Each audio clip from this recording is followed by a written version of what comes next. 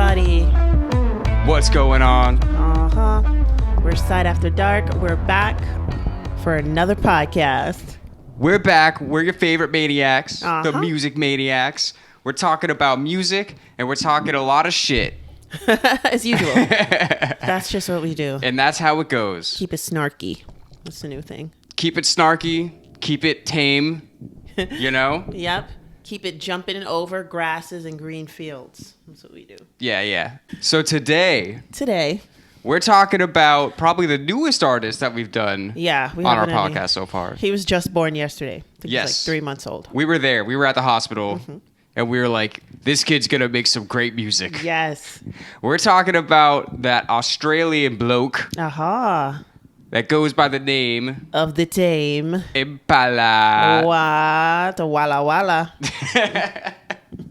This is the thing about Tame Impala. This is going to sound like a hyperbolic or maybe an exaggeration. Okay. Tame Impala's music is everything that I want my music to be. Oh, that's beautiful. It's beautiful music, though. I mean, you got to admit. I mean, the layers and the layers and the layers and the layers and the tones and the tones. And it's crazy. So for y'all that haven't heard Tame Impala, I definitely strongly implore you to listen. Yeah. And if it's funny, like, you know, like people always say like, oh, like there's not good music nowadays, like blah, blah, blah. That's not really true. No, that's not true. There's some real feel good music out there that can hit you in all the right spots. And I would say like Tame Impala is one of those people that's like big. You want to think of him as like a hidden gem in a way, just because, you know, he's not like the super people that everybody knows. Yeah. But we're talking about one of the biggest, you know, psychedelic rock groups.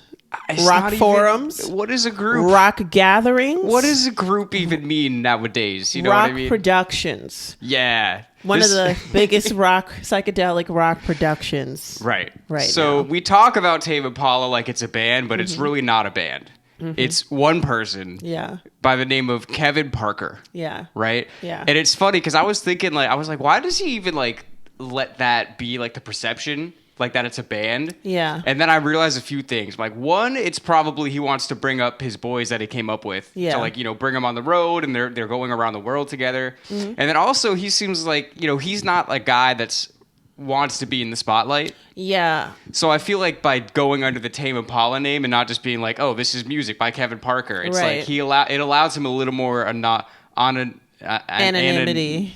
What was it? Anonymity. Yeah. Yeah, I can't speak today. That's definitely true. And then I guess we'll get into like, you know, his school career and his home life a little bit and stuff like that. But judging from the type of person that he's let us understand him to be, that he would rather have some sacred hold on his name and stuff like that. Because there comes a point, like if your name gets big enough, you don't even own your name anymore after a while. So, you know, he probably didn't want that. Yeah. But, okay, so let's get into it. We're talking about, honestly, I want to say this is some of the best music that's come out since I've been alive. It's true. I'm just going to say that. And if you want to disagree with it, I don't give a fuck. Exactly. And we're not talking about like, you know, all the stuff that came out before we were born that we know is great. Like, you know what I mean? We're talking about like something that's kind of like, you know, novel to like our generation, our time of music, a type of generation that can easily be looked on by generations before as like not producing much musically, creatively. You know what I'm saying? And I would say that the boomers who were like so great in the 70s and stuff, they could look at this music and be like, yeah, this is some great creativity. I think so. Well, I hope so. Yeah. I hope that and I hope that we could maybe bring Tame Impala to some people that don't know about Tame Impala by doing this, and we'll see what happens. But let's get into it. So we got to talk about Perth, Australia. Right. A place I never knew existed. A place I never knew the Tame was from. I don't know much about Perth, but I know that it's in Australia. And that's all I got. Yes. Tell us about Perth, Australia, if you know. Tell us in the comments about how ignorant American we are. How we're a bunch of ignorant Americans. Yeah. Is there any countries outside of America? I thought it was towns only outside of America. Maybe a few cities? Yeah. I thought all the countries were in America and then towns were all outside. Yeah. So he's from the town of Australia. Yep. No. All right, no. So Kevin Parker, he's from Perth. Again, I don't really know much about Perth. All I know is that he's from there and he was just always a music person. Yeah. He ate, breathed, and slept it for the most part. And like, he didn't even like school. He didn't like homework at all. He said he didn't even do homework. And I was kind of questioning, well, how'd you move on? This sounds like social promotion. Who knows? I mean, the guy's in school, not giving a fuck about school. He's just like, I just want to make music. He said his dad was a musician. Well, his dad was an accountant, but he was like a closet musician is the way that he said it. Right. So he just had instruments all over the place and records all over the place. Yes. Dad played songs from the Beatles. He played songs from Supertramp a lot too, which makes a lot of sense. Yeah. Right? If you know the band like we know for so well for so many years. I've been a Supertramp fan since 75. We're diehards. No, we've come to know them through our channel as well. And it totally makes sense that he picked up his influences from the bands that his dad was interested in, which is like the psychedelic bands, Beatles, and Supertramp. Synth, rock, and psych. Yeah, and it's funny because apparently like his dad didn't really want him to be a musician. Yeah. But not for the reasons that a lot of people would say. Right. I was thinking it was more like a drug thing or something. No, it's so funny because people are always like, oh, I don't want my son to be a musician. I want my daughter or my son to be successful. Mm-hmm. I want them to have money. Yeah. You know what I mean? Right. Which most musicians don't. It's true. You know, but that's not the reason that he didn't want Kevin to be a musician. Correct. He was just like, this is the thing. Like, once you make music your job, you're not going to love it as much because now it's a job and you have to like, you know, really do it. You know what I mean? It's not just like a fun thing. Yeah. And he didn't want his son to like not appreciate music in the same way that they both did. Yeah. Yeah. I mean, that's understandable. And that's so hippie-anonymous for his dad to say it. It's like, dude, come on. You're killing the fun. You want to be a pro? Yo, why you got to be all corporate? Like, just do it for fun. Nah, but so yeah, I think I respect that because that's not really something that you hear a lot. No, definitely don't hear a lot. I mean, I could still see it being fun. I mean, you may not want to play it so many times. You may not want to play it 350 days out of the year, but and you might not want to be on the road all the time, right? Especially if you're someone like Kevin, who seems like a bit of a loner, for all intents and purposes. Yeah. But obviously, we'll get into that more. Yeah. So you know. Whatever. Clearly, his dad was kind of wrong. Yeah. I mean, he still was able to be very successful and still love music, yeah. which is the important thing. Mm-hmm. And this guy, I mean, this guy is like a true artist.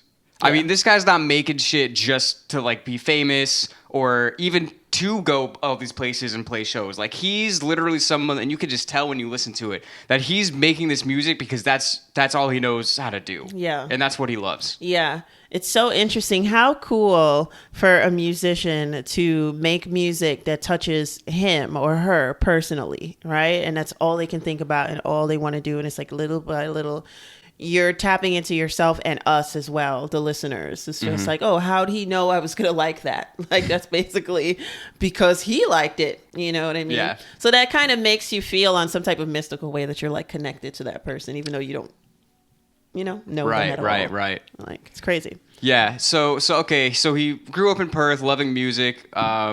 His parents divorced when he was real young, like 3, something like that. He, did the whole, grow up, you're a teenager, you're rebellious and you're smoking weed and you're shoplifting shit and you don't want to go to school and all you want to do is make music, blah, blah, blah. Yeah. He drops out of whatever university he was in. I think it was the University of Phoenix, but I can't confirm that because he just wants to play music. He's like, I don't give a fuck about this. Like, right. What am I learning? I don't know what he was studying. Let's call it chemistry. What do I need chemistry for? Right. Yeah, I don't know. He just had exams. I just know he had those. He's like, fuck exams. He definitely was like, fuck exams. He's like, I don't want to take this test because I might be getting a call. Like, that's some serious shit. True. I might be getting signed during this test and I need to be available. Yeah. So. Like, because it's like, I don't want to start taking the test for 3 hours or how many ever hours it is long. And then just like have other things to do that are better. You might as well just not engage with the test at all. I've got guitars to shred. Papers and guitars to shred. All right? Exactly. So he dropped out of school. And he was living in this house. There was like a name for this house in Perth where like all these Australian musicians would be like living at, or like they would be like a bunch of bands and musicians that would be like kind of out of this house. Yes. And Kevin was living there, and he was basically part of every band that was there. Yes. These bands had names like Demon Fuzz. And the DD drums. Yes. And the Growl. And yeah, stuff like that. Know that. Well, we like these names. Yeah, they're cool. But the thing is, for Tame Impala, it's all him, right? So he has all this equipment and all this stuff in his house, and he's making, songs by himself. And he's just kind of like, yeah, like I'm making these for me and maybe like for some of my friends to like play in the car. Like not really like, oh, like I'm going to make these so I can be a huge star. Nothing like that. Yeah. Well, kind of, because he kind of did want to be a huge star. He started going back to university because he was like, well, I guess I'm not going to be a huge star like I thought. So might as well do some college, which was very interesting. He chose, He chose astronomy to study because he felt like he knew he was going to be poor. So he might as well have fun while he was poor. Yeah, you don't need money to look at the stars. But I guess what I meant by stars, like I'm sure he wanted to be able to, make money and be able to live off his music. Yeah. But I don't think he was ever trying to be a famous guy. Or like, I don't think he wants to be stopped on the street. Yeah.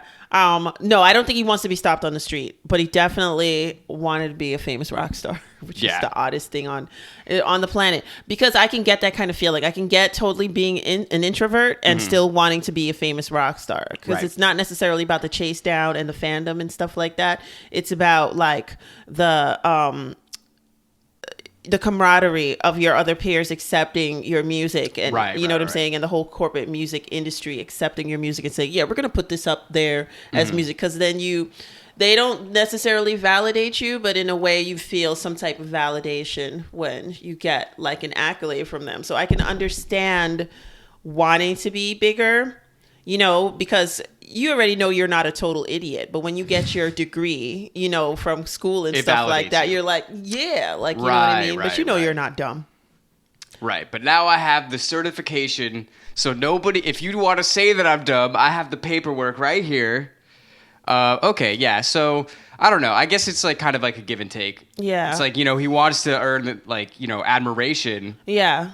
But there's like, it's something that we talked about before. It's like everybody wants to be successful. Yeah. But there's different motivations behind that. Yeah. I would definitely see him as like, once it starts becoming real, because like when I read the article, he was like, well, I guess I'm not going to be a famous rock star anymore. You could take that any way you want to take it. Right. You know what I mean? He, most likely didn't mean it. But I think like when it comes into the reality of it, when you're now starting to get signed, when now people are asking you, like when your schedule is starting to become different and stuff like that, then you could start saying, well, I don't necessarily want to be like out there like that, because this is already starting to bother me. Because this is intense. Yeah, like you know what I mean? This is a lot. But we're getting a little ahead of ourselves.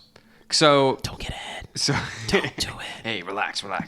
So he's in this house, he's making this music for other bands, and then also like his own stuff, which I guess you could say like solo stuff. Yeah, which is cool, right? To be in a band and still be making your own shit for yourself. Right, and that's how he's just about it. Like all he wanted to do was make music all the time. Would you say he was about it? He was at least about it once. But I would say about it times 2, yeah. About it squared. So he's making these tunes for himself, and he would just put them out on MySpace, which was, the thing at the time. We're talking mid 2000s. We're talking the ancient 2000s. Yeah, the olden times. And that's true. Just the music that he put on MySpace ended up getting a lot of attention from like Australian like record labels, like enough that he got signed to a record label as Tame Impala. And they put out an EP from home recordings that he already had. The Tame Impala EP. Right. And that EP went to like #1 on the Australian independent record chart, or whatever the name of the chart is. Yeah. And he's like, well, that's fucking crazy. Like, I literally just made this shit like in my house. Like, I didn't think this was gonna go anywhere. Right. You know what I mean? He said that like he wasn't necessarily even making it to be released. Like he wanted to show his friends and he wanted to bump it in the car, but like he didn't when he was making it in his head, he wasn't like, yeah, this is gonna be on a record label. Yeah, which is like hilarious. Is there something in the water in Australia? You know, these guys from AC/DC, they're Scots, but I mean, that's what Angus says about Thunderstruck. You know, I was just warming up my fingers. Is that right, Angus? I didn't think anyone was gonna like that. Oh, really? Yeah. So he gets signed. He puts out that EP. The EP does really well. So now all of a sudden he's just like, oh shit! Like I guess people kind of like this music that I'm making by myself in my house. You know what I mean? Yep. Which is so crazy because, I mean, it's literally just him. He's playing every single instrument. He's writing all of it. He's producing it. He's mixing it. He's putting it out. Yeah, he's really a sound bot. So it's really like Tame Impala is just what his mind sounds like. Yeah. You know what I mean? Which is like what I think of like when I listen to like old Stevie Wonder things. Like when he's playing all the instruments, he's writing, he's producing it. I'm just like, this is what Stevie's brain sounds like. You know what I mean? It's like the same thing with him. You know what I mean? But yeah, so he puts it out, and then it's time to record an album. Yeah. And the way that he did it is the way that it should be fucking done. He rented this house a few hours outside of Perth, like overlooking the Indian Ocean. Yeah. No internet. No phone, no TV, no nothing. Yeah. Just music. Yeah. And that is the way to do it. It is. It like, is. If you could do it like that, then you should do it like that. Yeah. You know? Yeah. I just feel like the sounds around you just come alive and help you out. Like, you know, sounds themselves are like, no Wi-Fi. Yes. Let's play. I feel like the way to do it is either you do it overlooking the ocean or like in a mountain range. Wow. Yeah. That's, you know what I mean? Just a house, like, I don't know. I love that idea. Me too. But that's album number 3. Oh, our album. Yeah. I was like, wait, no, we're getting ahead of ourselves. I thought we couldn't do that. No, okay. Yeah, that's our next album. We're gonna rent a house in an undisclosed location. Don't follow us. So okay, yeah. So he's putting this album out, and it was funny. He was talking about it. He was like, "This was the first time I was literally recording things like knowing that people were gonna hear it besides me." Yeah, which is insane. Yeah, that would be so hard on my brain. Like, you know what I'm saying? Like, you know, like I said, like when the reality actually hits, like, you know, that's just like, oh wow, this is intense. It's very intense. So he got this guy David Friedman to help him out and like mix the album. Who he had worked with like the Flaming Lips. And like some other big band, maybe like Interpol or something. Probably. I don't think I remember hearing them. No. Yeah, I don't know, but he was going there. He was already a big producer. He was going there to like just help out with the mix. I guess just to have like another set of ears on it, just because it's just all him. It's like that shit can really drive you crazy. Yeah. If it's just you. And this is the thing I saw in an interview. Somebody was like, "So Kevin, like, so how do you know when the music is ready to be put out?" And he was like, when somebody tells me that it's time for the album to come out. Because I could just be forever. I could be like, oh, no, this could be like, I could do this, or I could add this. I could take this away. Like, I could be working on this literally forever. Somebody at some point just has to tell me you have 2 weeks left. I feel that. I feel that from him. I really, really do. Yeah. And it's really interesting, you know, the way with like home recording and shit, like it's so easy to fall into that because you can always be like, oh, I can mix this a little better. Like it's missing something, but I don't, and you could just, and it's something that like, it's really easy to fall into. Yeah. You know, like even with us, like we record and we produce all of our music, and it's like, when we put out our first album, like we had to set a deadline. Yeah. Or we would just always be like, oh, well, we could always change something. Right. You just have to at some point be like, no, this is it. Right. You don't want to leave a window open for any of that stuff. So yeah. Exactly. Hard. So he had to put it out. Shout out to the label. And the first album was called InnerSpeaker, and it looks like this. And it's just the shit. Like, it just sounds great. Like, everything about it's very guitar heavy, like psychedelic. Yeah. But it's also very melodic. It's very poppy. Right. You know what I mean? There's clearly a lot of different influences in it. Oh, yeah. And what makes his sound so great is like he goes into his pedals and makes sure that he gets like certain types of tones and sounds that are specific to like what resonates with him. And that I think is like the beauty of his music too. Like, yeah, it's super psychedelic, and yeah, it can be trippy and be out there and stuff like that, but the tones that he picks like through his like external software is just like crazy. Jeez. That's what I was gonna say. Like one of the first things when I think about the album is just like the tones of everything, the keyboard tones, the guitar tones. Like you could tell there was so much time put into every single individual sound to make it exactly the way that he wanted it. Yeah. And that's part of why it sounds so psychedelic. You know what I mean? Mm-hmm. And again, this is just what his brain sounds like. You know what I mean? There's just unadulterated, like just him. Yeah. Like when you have a band, it's like there's multiple people, you know, adding their brains together to make the sound. Right. You know what I mean? Yeah. Like our music is the combination of both of us. Right. But Tame Impala, it's just what he wants to put out into the world. Yeah. So nobody's telling him, oh no, don't use that sound, or what if we did this instead, blah, blah, blah, blah, blah. There's no guardrails, really. And I just think it's so crazy. It is. It's so crazy. It's so good. He's like a Bjork, like, you know, who just puts stuff out. And I think that's amazing. Yeah, the first album, like that, I mean, beautiful tones, beautiful melody, without anything being like too soft or too sappy. You know, it's just pretty. And that's what, and it's like feel good music. It's like it actually kind of like settles, you know, you in a way, which is awesome. Yeah, and it's interesting because it's like a lot of it sounds, you know, happy and feel good, but a lot of the lyrics are very not that. Right. Which I always love that. I always love a really happy sound with like lyrics that are a little edgier, if you want to say that. Because all of his lyrics during that time are just like about him being alone, basically. Yeah, when you get into like his life as like a teenager, and like he's like he didn't have the best family life and home life, you know, he doesn't seem to go into too much detail, which is all right. But he does remember just like crying in the mirror as like a teenager and stuff like that, and like the lyrics come out is that so like. He said that there's a moment when he was like in the bathroom and he was just like he must have been like 15, and then like everything seemed to be so fine, and he's like brushing his teeth and he just starts to cry out of nowhere.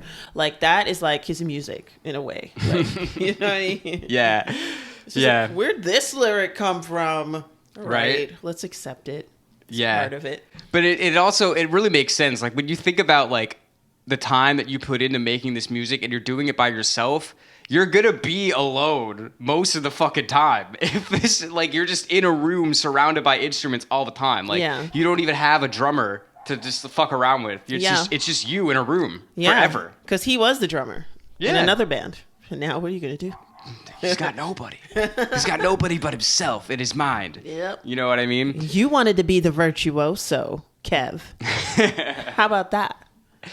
It is funny. I wouldn't call him a virtuoso in any specific instrument necessarily. No, but I think he's a producer. Producer Ocho. Produsocho. Produsocho. They called him a virtuoso online, and I was like wondering about that too. Maybe he's just very virtuous. How about that? We'll just leave it at that. He's just a really good guy. But so he puts out the first album, this one, and it does really well. And now it's like he's kind of, I mean, he's not huge outside of Australia, but he's big enough that like he can go around the world and like start touring and like really being a rock band. And you know, again, so it's Tame Impala. It's kind of presented as a band. It's 5 people on stage, right? And it's really just like his friends that he's bringing along with him. So now he's going out and he's experiencing a bunch of different things, and he's recording the second album basically while they're touring and while they're in all these different places in the world. Yeah. So that also kind of affects the sound of it a little more. It's a little different. It's pretty similar to the first one, right? But there's a few extra little, you know, vibes and, you know, even like vocal stylings that weren't really on the first one. And let's talk about his voice real quick. Yeah. He has a very interesting voice. Yeah. Breathy. Sometimes he does a little falsetto kind of thing with it. Definitely something that's rooted in deep emotion, I feel. That type of voice, you know, kind of filled with like hope that's kind of not coming in a way. It's more like wish and hope as opposed to, you know, something that's defined that's gonna end up like really well. Yeah. So. And even just like the sonic like characteristic of it, like he has a very high singing voice, you know, like for a male. And I think it's really, you can't plan the shit like this because the way that his voice is, it just goes right over the beats so well. Like if he had a lower voice, it might kind of like disappear into all these layers that he's putting in. But he's he's up here. Yeah. So it makes it like cut through all of these instruments that he's doing so well. And again, you can't. That's just something you can't plan. Yeah. You know what I mean? That's just something that's his voice. A part of you. Yeah. Yeah. You know what I mean? Absolutely. That's just cool. Yeah. So he's virtuing and he's albuming. And he's album number 2ing and stuff, and he's on his way, skyrocketing out the sky. Well, anyway. Skyrockets in flight. But so the second album is called Lonerism, because again, he's kind of a loner. Yes. Like he definitely has a vibe of like he's locked in a room looking out at the world. Like, why can't I be one of them? Yeah. Why can't I be a normal person? Yeah. You know what I mean? Because, Kevin, when his teacher was teaching math, you couldn't stop thinking about your song. That's why. Here's the thing, Kev. Let me talk to you right now, Kev. This is a message for you. Normal people don't make music as good as you do. That's right. so I think it's a pretty even trade-off. Yes. Normal people are going to the mall. Normal people are taking exams and right. really worried about them. And Kev is up in the clouds with the song gods, which is like, I mean, guys, you got to check out this music. Like, we're talking about it like we know him personally, but this music's really great. Yeah, he really lets the muses of the music flow through him. You know what I mean? His body is just a vessel for the vibrations of the world. Yeah. But so Lonerism comes out expanding on what happened in the first album and just getting better and better and getting bigger and bigger as it goes along. For real. Now, I thought this was a New York band. Really? Like, a couple years ago, like when I was introduced to them. Yeah. Like, I thought this was a New York band because, well, they reminded me of MGMT. They don't sound like them. That was the other band. That was the other band the producer worked with. Oh yeah. Okay. Yeah. MGMT. Because Shout I out think to David. They opened up for them or something like that. They're connected in many ways. Like so. Yeah. So they reminded me of MGMT, who is from here. You know what I'm saying? So I was just like, oh, well, it's another kind of like a hipster New York, subculture that blows up into the main culture kind of sound, but I had no idea, that you guys knew Angus. No, I'm just kidding. But it's not. And it's so funny because it's so outside of that. Yeah. Like it's so far away from that. Yeah. And I don't know, you think maybe the Australian thing has to kind of do with a little bit of his sense of like lonerism, if you will, just because it's so much more isolated than here. You know what I mean? That is very, very true. I try to like visually imagine this Perth place and stuff like that because I've seen some TV shows that are set in like Australia or like New Zealand area and stuff like that, and I kind of know it is kind of dry in some of these areas and stuff like that, and kind of spaced out a lot, miles between things. So I'm wondering if Perth is like that, but I think it probably does have to do with the topography of the land. It's very possible. Yeah. It's very possible. But I've never even been to Australia, so... Me neither. Tell us about Australia, people. Tell us in the comments. Oh, and let's do some promo shit real quick. So, if you don't know, this is Music Maniacs with Sight After Dark. Yep. And if you like the podcast, the best way that you can help us out is to tell all of your friends about it. Yes. Share this. Tell us about it, or tell us. I think we know about it. Yeah. But tell other people about it. And tell us how we're doing. Tell us how we're doing. Yeah. Leave a comment, leave a review. All that shit helps us out in the algorithm. If you want bonus content, if you want to help us decide what episodes to make, check us out at patreon.com/musicmaniacs. We'll shout you out. We're going to do bonus content for every episode, so you won't want to miss out on that. And it's like basically you can donate, if you will, any amount of money from $1 to whatever the fuck you got. So check it out, and thanks again for being here. Yeah. But after the second album, he gets working on the third album, this album, and this one is called Currents. And this is the one that introduced me to Tame Impala. Okay. And this album is just fucking amazing. I mean, it's everything that was in the last albums, but with so much more. Yeah. It's a little more on the soul side. It's a little more dancey. It's a little funkier. It's a lot more heavy on like keyboards and synths. And he's really going into like the furthest reaches of his mind Yeah. and like the psychedelic sound. Yeah. But also just throwing in so much other, like all these melodies and all these instruments that it's one of the best albums that I've heard in a very long time. Yeah, I concur. It's quite like breathtaking, the album. Like honestly, kind of blows you away and stuff, and like he goes really into it. I wonder if he's the type of character likes to dance. Like, you know, does he groove to his own rhythms and stuff like that, or is it just something that's inside him that comes out, and then the other people groove to it? Yeah. Well, it's funny that you said that because this is the kind of guy that he is. He's always thinking that he could be doing more. He's always thinking that, oh, I could be adding this or doing this on the album. Literally, like a month before the album came out, somebody asked him about it, and he said it was unlistenable. He said it was basically garbage, but the label had to have it put it out. So he thinks that it's fucking terrible. That's hilarious. And we're like, oh my God, this is amazing. This is one of the best albums, definitely since this century. Yeah. Like 100%. I don't think that's really a controversial statement. No, I don't think so. And I don't think it's a controversial statement to say that Kevin Parker's a musical genius. No, I don't think so either. I mean, he's worked with so many others that are considered genii.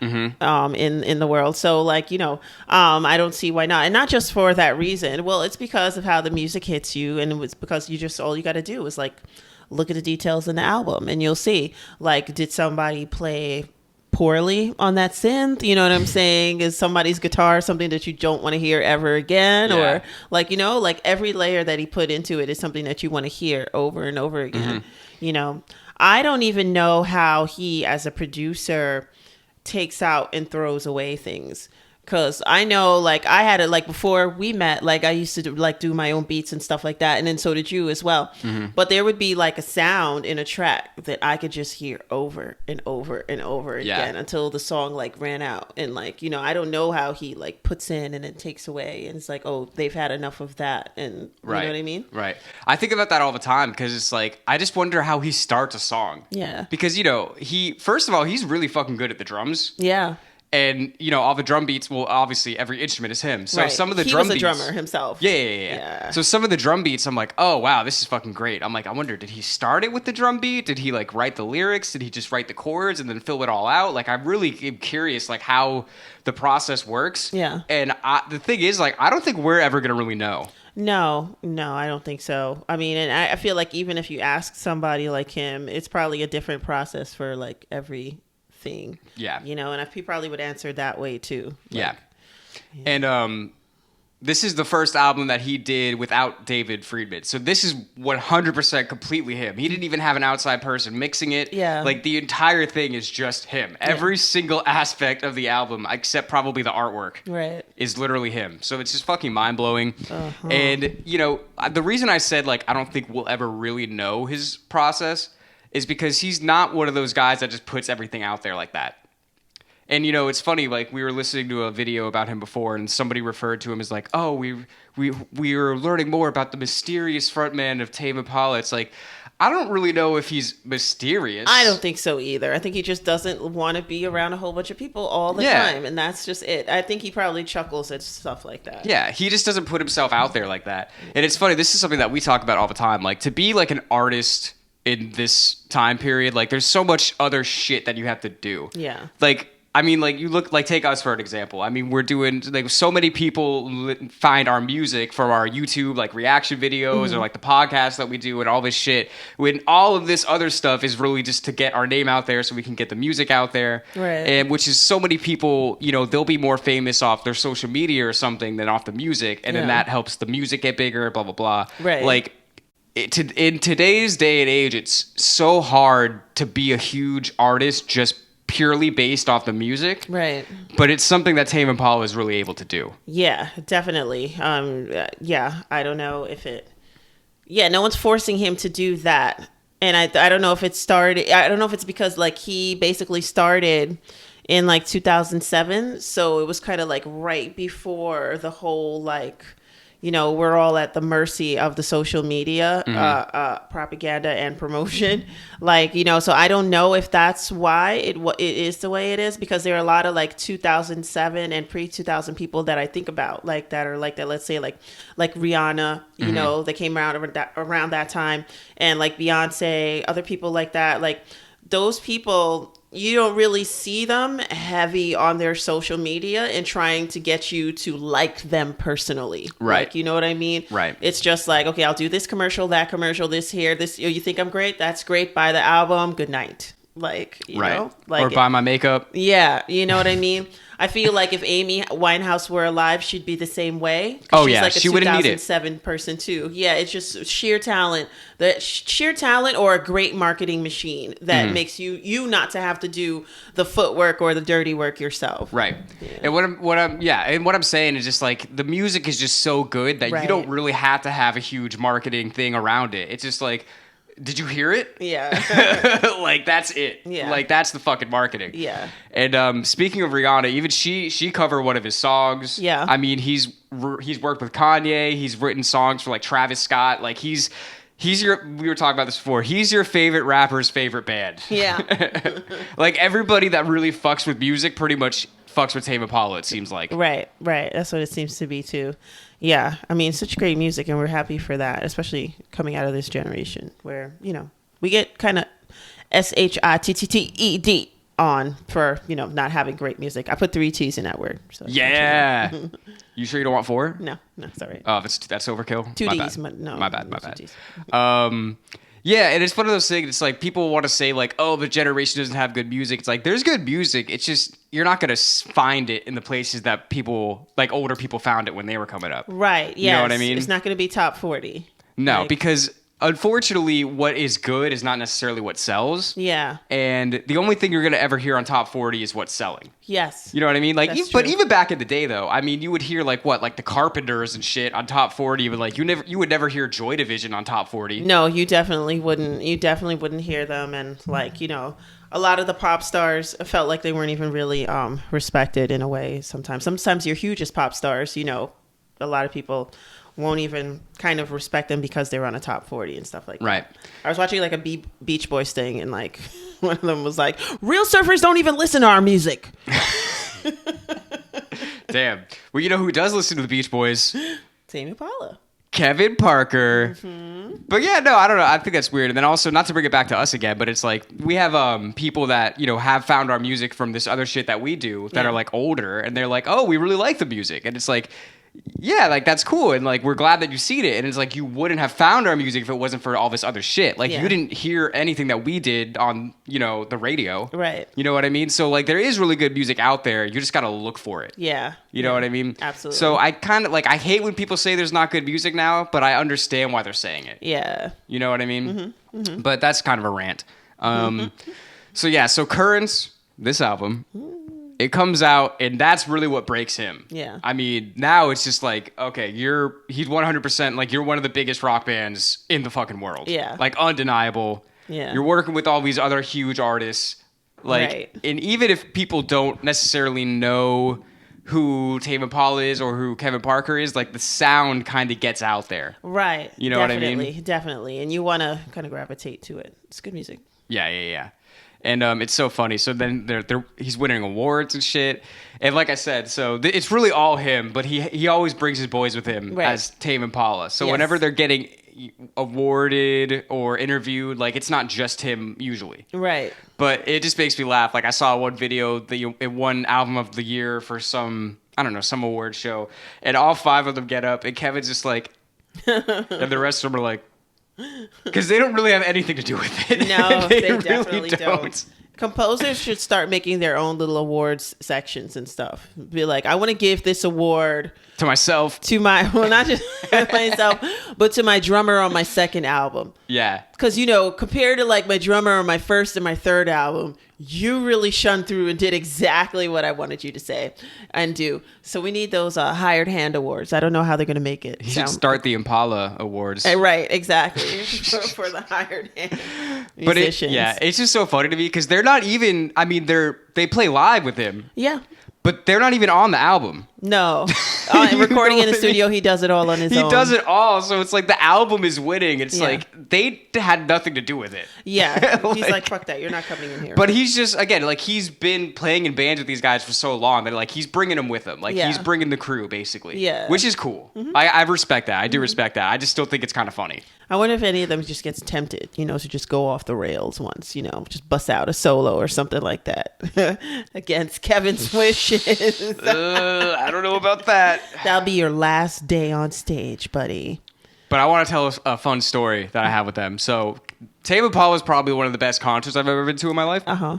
I saw them at Madison Square Garden in 2019. And it was really cool because he was on the stage and he was like, this is the first time I've ever been to Madison Square Garden, and we sold it out. Yeah. And I was like, oh shit, that's so crazy. It was also the first time I had ever been to Madison Square Garden. Yeah, I mean, well, yeah, Kevin, we didn't really expect you to be at Madison Square Garden all the time.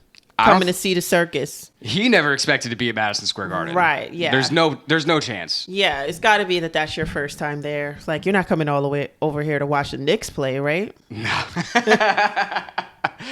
Nah, that's funny and also very true. But I gotta say, like, seeing them live, like, it sounded just as good as the record. Now that's I was amazing. fucking blown away. I was like, I can't believe it really sounds this good. Yeah. And then the visual aspect of the concert as well was so good. It was so they had trippy like visuals that matched up for every single song on this huge projector that was right behind the band, and Yeah. it was just such an audio and visual experience for like all of your senses. Nice. Except taste, I guess. There was no. They didn't hand out gummies or anything. Oh, they which would have sprayed been the cool. crowd with nice aromatic things that could make you taste them. Guess not. But it was just amazing. I mean, I would pay any amount of money to see them. Well, not any amount, but I would pay a lot to see them again. 100%. Did you pay $1 million? $1 million. Speaking of story, I did read a story. I actually went on Reddit. And like I said, I just wanted to look for, give me your craziest Tame Impala Homepage story. of the internet. Yes, homepage of the internet. And my search engine, I put in, give me your craziest Tame Impala story. Okay. All right, so this is not a wild man. He's not a crazy guy. So this is just going to be a story of him ending up being as sweet as anything, as sweet as pie, the awesomest guy. All right, so these girls went out to a concert. This one girl did not have a ticket, and her plan was to just get online, get there super early. Maybe she can buy a ticket from somebody who, was just giving away tickets and stuff like that. Sidebar, I don't know how people do these things, but they do them. So then she made friends with somebody on the line in front of her, a girl in line in front of her, and the two of them kind of had the same idea, but they decided to take a break, go get some lunch.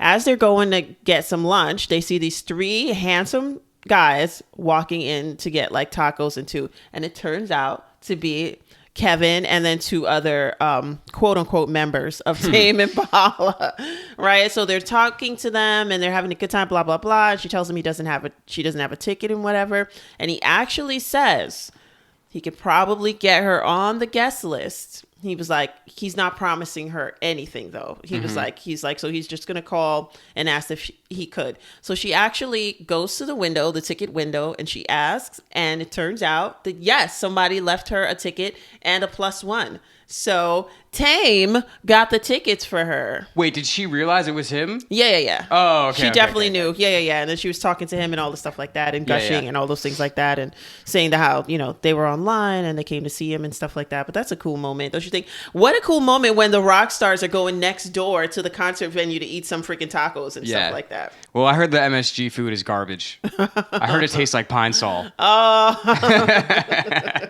This wasn't in New York, thank God. This story.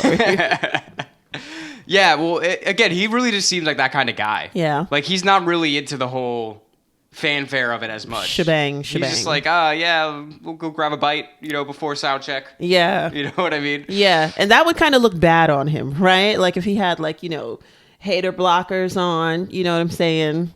Chains. It would be incongruent. Why can't I talk today? It wouldn't really go with how his vibe is. Right. I wouldn't like to see a whole bunch of designers ending in vowels and stuff like that on his body. It would just turn me off. Yeah, 100%. He's not a designer kind of guy, you know? Yeah. But he did get a house in the Hollywood Hills, though. After. Listen, you got to. Where else are you going to have your party? Listen, people in LA get robbed. Even the people in the hills get robbed. So I can understand wanting to have an expensive home in LA, because I've actually heard the words, if you haven't been robbed living in LA, then you've never been there.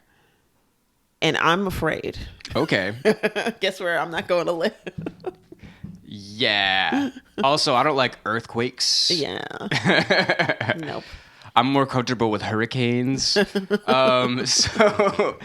yeah. So now, third album, Currents, comes out. He's huge. He's doing things. He's doing big things all over the world. Couple years go by without another album, and then in 2020. He puts out his latest album, which is The Slow Rush, which is also just fucking great. And I remember being so hyped when it came out, because I saw them like a year before, and then the pandemic happened and they shut everything down and everything sucks. And then I'm like, oh, but there's new Tame Impala music. It's like it was like a shining light in my world for like a month when that came out. Nice. And I'm just like, oh, this music is so good. Like, I just can't. It's one of those things you can't say in words. You can never describe a sound in words. Like, I hate when people are like, "Oh, you're in a band. What kind of music is it?" I'm like, "It's there's notes and drum beats and I don't know. Just fucking listen to it."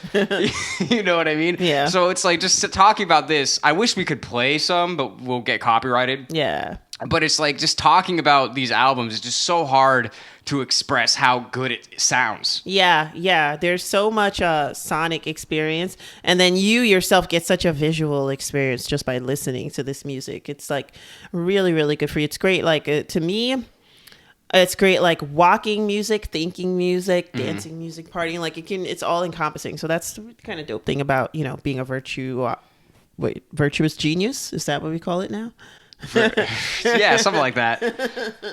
And it's so crazy how like great music is just like so timeless across generations. Like, so I'm not saying that I myself personally did this, but let's say hypothetically me or somebody I know took some acid and was listening to music and may have happened to listen to this album and then Dark Side of the Moon by Pink Floyd right after it, may have thought in their head, wow, how is there 40 years in between this? This is like the same, this is just as good. Yeah. You know what I mean? Like, and I just...